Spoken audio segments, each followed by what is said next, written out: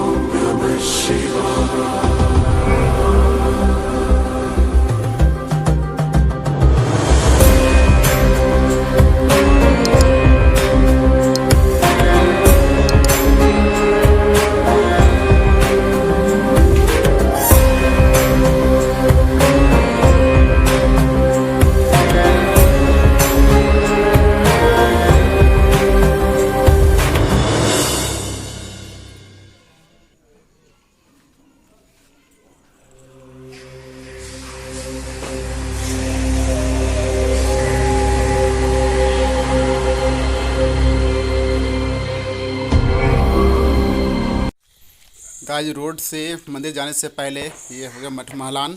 तो अभी मठ महलान में दीपक जला लेती है, तो इसके बाद हम लोग निकलेंगे घर की ओर, क्योंकि ये सभी यहाँ पर नगर मंदिर के जो पास मेरा घर है वहाँ रहते नहीं हैं, वहाँ से कुछ दूर में रहते हैं। तो चलिए पहले यहाँ जा लेते हैं, तो उसके बाद यहाँ से निकलते हैं।